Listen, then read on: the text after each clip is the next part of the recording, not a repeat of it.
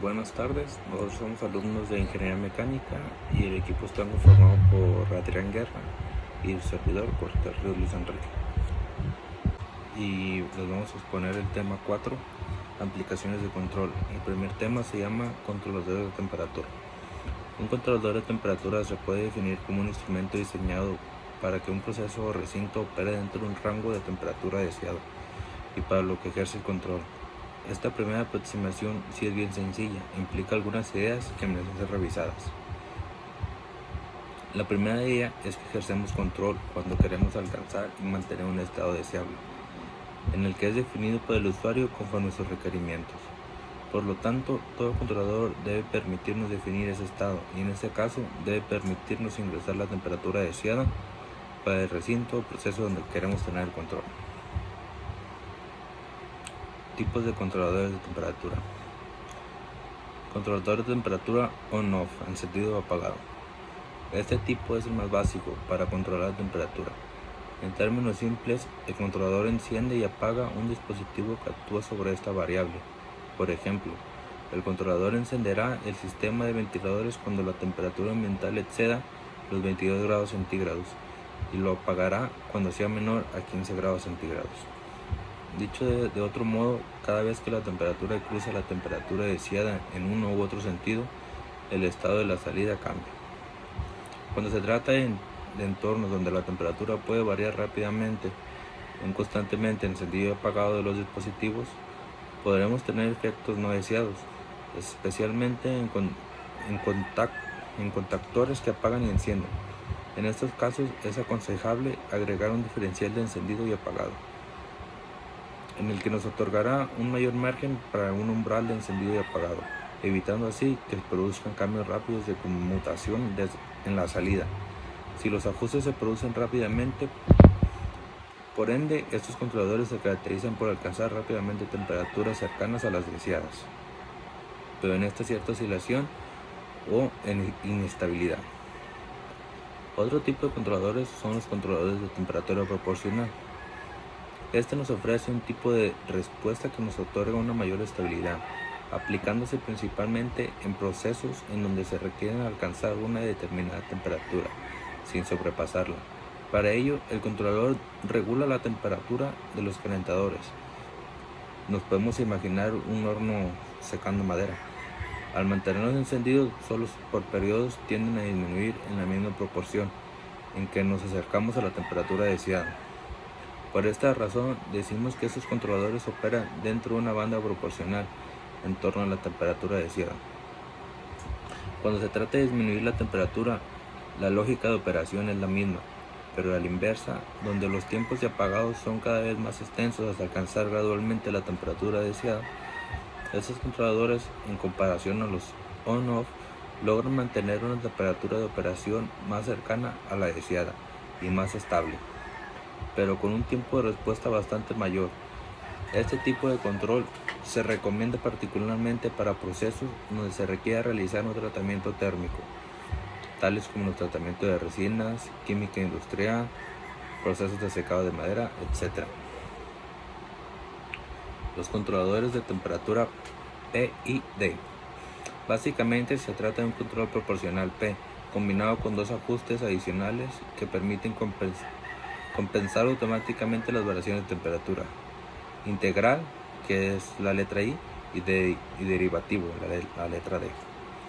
En este tipo de control, el énfasis está puesto en la capacidad que posee el controlador para combinar la rapidez que se corrigen los errores con la estabilidad del sistema para que en el intento de corregir rápidamente los errores no se sobrepasen las temperaturas deseadas, proporcionándonos un control de temperatura más preciso y estable a la vez. El tema 2 se llama controladores de presión. Los controladores de presión son reguladores de presión electrónicos que generan una presión determinada a base de una presión de alimentación. Debido a su elevada exactitud y estabilidad de control, son óptimos como patrón en departamentos de producción y laboratorio, para realizar comprobaciones o calibraciones de sensores de cualquier tipo. Existen numerosas aplicaciones para los sensores de aplicación. Entre ellas existe la medición de presión, medición de altitud, medición de caudal, medición de nivel y profundidad, detención de fugas. Los tipos de controladores de presión. Existen 4 tipos de reguladores de presión. 1. El control de presión del evaporador en la línea de succión, el control de presión del cárter, el control de derivación de gas caliente y el control de presión de descarga. El primero, el control de presión del evaporador, que quiere decir la presión límite de operación en su entrada es una válvula EPR. Se ajusta en un medio del tornillo colocado en su parte superior. Este mueve un resorte ajustable. El ajuste de las válvulas EPR consiste en controlar la presión en su entrada. Toma varios días, sobre todo cuando se tienen sistemas de evacuación. El segundo es el controlador de presión de cárter, CPR. Esta válvula, llamada válvula restrictora, es el tipo OPR. Limita la presión de succión en el cárter de un compresor a un valor límite preestablecido, con el fin de evitar que el motor de compresión se sobrecargue. Su ajuste se efectúa mediante un tornillo y un resorte. Es normalmente abierta y cierra cuando la presión del compresor se eleva arriba del valor máximo preestablecido, forzando la válvula a su asiento. Cuando la presión de succión cae, la válvula empieza a abrirse, manteniendo así su balance. Válvula de derivación de gas caliente. La válvula de derivación de gas caliente o válvula de derivación de gas de descarga del compresor se utiliza para modular la capacidad del compresor. En su principal funcionamiento es a través de una conexión en la línea de succión cerca del compresor. El sistema de derivación de gas caliente censa la presión del lado de baja del sistema.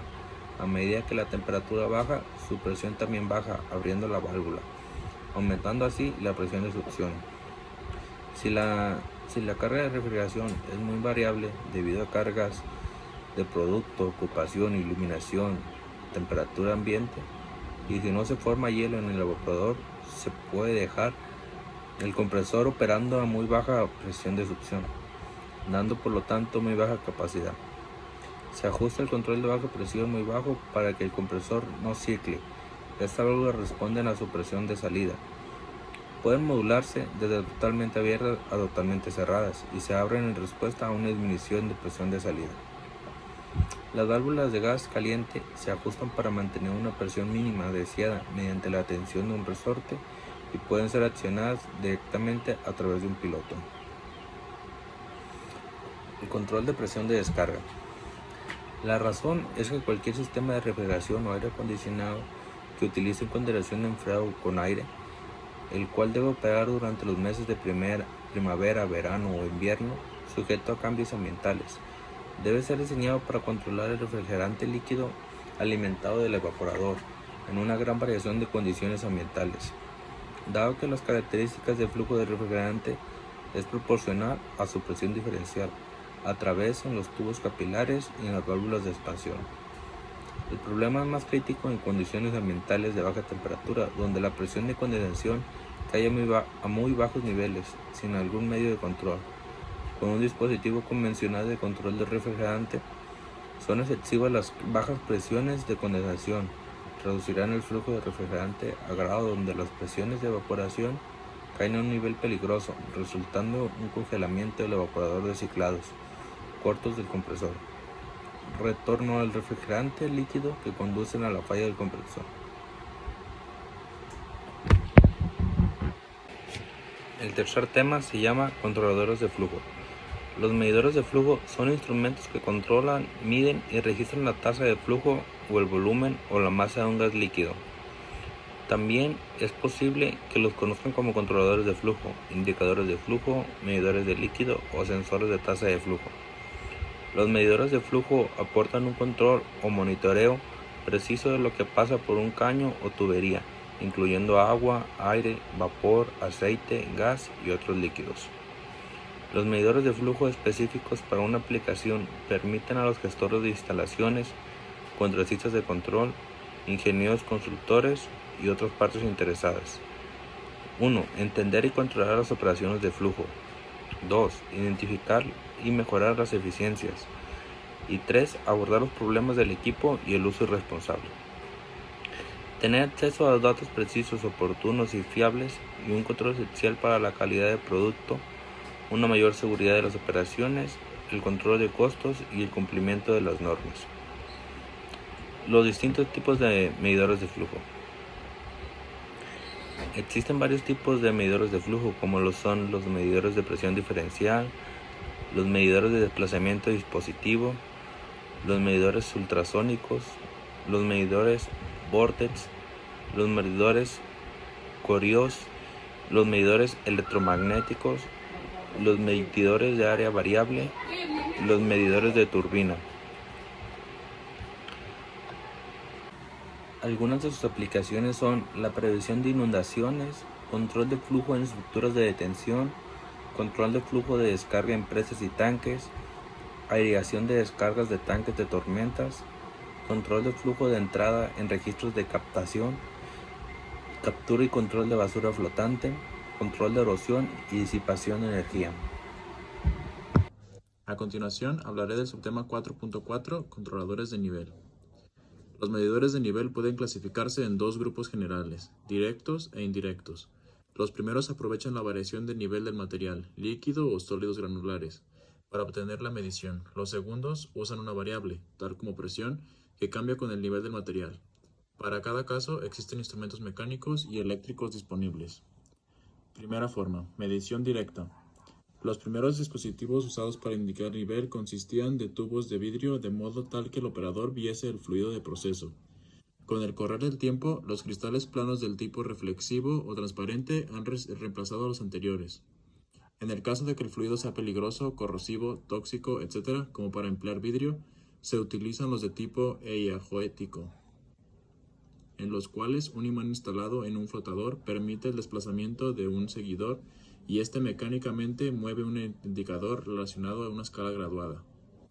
El empleo de flotadores es muy común, generalmente para acciones de control, interruptores de nivel. Del mismo modo los desplazadores. Tienen acciones similares a los flotadores o boyas, con la diferencia que su movimiento es más restringido. Cuando el nivel del líquido cambia, la cantidad cubierta por el desplazador va creciendo a medida que éste es sumergido. La fuerza es transferida a un sistema neumático a través de un eje y de allí al indicador. El método de contacto puede ser empleado para sólidos granulares o para líquidos. En estos casos se emplea una pesa o un flotador respectivamente. El inicio de medida se da por un pulsador o un temporizador, para poner la pesa o flotador conectado a un cable, en reposo sobre el material. Lo que se censa realmente es la variación de la tensión del cable cuando se entra en contacto con los sólidos granulares o el líquido a medir. La indicación del nivel se da por intermedio de un circuito eléctrico asociado al motor que sube y baja el cable. Las ondas eléctricas propiamente dichas emplean métodos conductivos, capacitivos y ultrasónicos para medición de nivel. A causa de la distancia de los electrodos, la sonda de conductividad se asemeja a una bujía. Estos dispositivos son usados con líquidos conductores. Los electrodos se alimentan con corriente continua, siendo montados dentro del recipiente contenedor del líquido. Cuando el líquido toma contacto con cualquiera de los electrodos, una corriente eléctrica fluye entre el electrodo y tierra. Este método, cuando se usa para algún tipo de control, es por lo general para actuar sobre una bomba. El método capacitivo utiliza una sonda como una de las placas de un condensador, siendo la otra placa el contenedor mismo. El material entre ellos viene a ser dieléctrico. El cambio de nivel origina un cambio en la salida del circuito electrónico, proporcional al cambio de la capacidad, por lo que este método es de indicación continua del nivel, a diferencia del conductivo que sería entonces uno discreto. Los medidores del tipo ultrasónico se usan tanto para medición continua como discreta de nivel, aunque generalmente su uso está dado en acciones de alarma. En todos los diseños se genera una señal de frecuencia y la interrupción o detección de la señal generada es la base para una acción de control, detectores discretos. En medición continua, se mide el tiempo transcurrido entre la emisión de la señal y la recepción de la reflejada. La otra forma de medidores de nivel, medición indirecta. Varios tipos de dispositivos de medición indirecta de nivel son en efecto sensores de presión hidrostáticos. El más sencillo consiste en un manómetro ubicado en el nivel 0 de un contenedor de líquido. Cualquier incremento de nivel causa un aumento de la presión hidrostática, lo cual es medida con el manómetro. La escala del manómetro es graduada en unidades de nivel. En el caso de método de burbujeo, se utiliza una tubería conectada verticalmente en el contenedor. El extremo con abertura de la tubería es ubicado en el nivel 0 del contenedor. El extremo es conectado a un suministro de aire. Cuando se va a hacer la medición de nivel, el suministro de aire es regulado para que así la presión sea ligeramente más alta que la presión hidrostática. Este punto se encuentra al observar burbujas saliendo por el extremo inferior del tubo.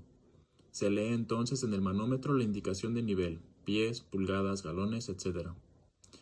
Un instrumento muy popular que utiliza el método por presión hidrostática es el transmisor de presión diferencial. En realidad, este envía una señal normalizada proporcional a la diferencia de dos presiones, una debida al líquido cuyo nivel se desea determinar, entrada alta, y otra debida a la presión atmosférica, entrada baja, siempre y cuando sea un sistema abierto, tanque abierto a la atmósfera. Para el caso de tanques cerrados, la entrada baja debe conectarse ya sea directamente en contacto con el gas encerrado en el extremo superior del depósito o utilizando un fluido de sello. En todo caso, la calibración adecuada permitirá una señal de salida electrónica o neumática. Ahora para el subtema 4.5, implementación en Simulink. Simulink es la interfase gráfica de simulación de MATLAB. Permite el análisis y estudio de sistemas de distintas disciplinas de la técnica mediante la simulación de los modelos construidos en Simulink. La creación de estos modelos es sencilla e intuitiva, ya que se forman mediante la interconexión gráfica de distintos bloques. Dentro del editor de modelos de Simulink se insertan bloques, se conectan y se parametrizan para su posterior simulación. También es posible crear y simular modelos mecánicos, eléctricos, electrónicos,